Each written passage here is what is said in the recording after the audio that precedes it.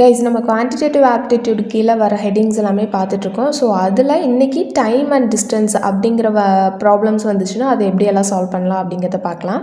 So first question, a person crosses a 600 meter long street in 5 minutes. What is his speed in kilometer per hour?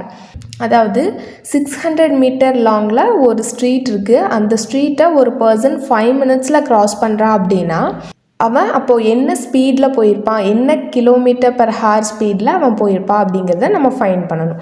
So these are the options. நம்ம வந்துட்டு அதுக்கு என்ன answer வரும் அப்படின்னு find பண்ணலாம். So நம்ம solution பார்க்கலாம். நம்மளுக்கு என்ன கொடுத்துருக்காங்க, டிஸ்டன்ஸ் வந்துட்டு 600 மீட்டர்ஸ் அப்படின்னு சொல்லி கொடுத்துட்டாங்க. அண்ட் அதே மாதிரி டைம் 5 மினிட்ஸ் தெரியும். ஸோ இதை மினிட்ஸில் இருக்கிறது நம்ம செகண்ட்ஸ் கன்வெர்ட் பண்ணலாம். பிகாஸ் நம்மளுக்கு மீட்டர்ஸ் தான் கொடுத்துருக்காங்க. நம்ம கிலோமீட்டரில் கண்டுபிடிக்கணும் ஆன்சர். பட் மீட்டரில் கொடுத்துட்டு இங்கே டைம் மினிட்ஸில் கொடுத்துருக்காங்காட்டி நம்ம அதை செகண்ட்ஸில் மாற்றணும். 1 மினிட்க்கு 60 செகண்ட்ஸ் இல்லையா? ஸோ 5 மினிட்ஸ்க்கு 5 × 60 = 300 செகண்ட்ஸ். ஸோ இப்போ நம்ம ஸ்பீடு கண்டுபிடிக்கிறதுக்கு ஃபார்முலா என்னது, distance by time. So distance என்னது 600 மீட்டர் அண்ட் டைம் வந்துட்டு நம்மளுக்கு 300 seconds. So 600/300 200, that is meter per second.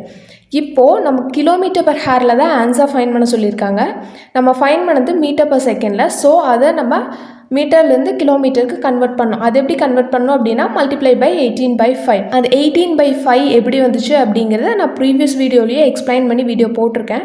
அதை நான் உங்களுக்கு டைட்டிலுக்கு மேலே டேக் பண்ணுறேன். பார்க்காதவங்க அதை போய் பார்த்து தெரிஞ்சுக்குவாங்க. இப்போ சிம்பிளாக அது எப்படி வந்துச்சு அப்படிங்கிறத மட்டும் சொல்லிடுறேன்.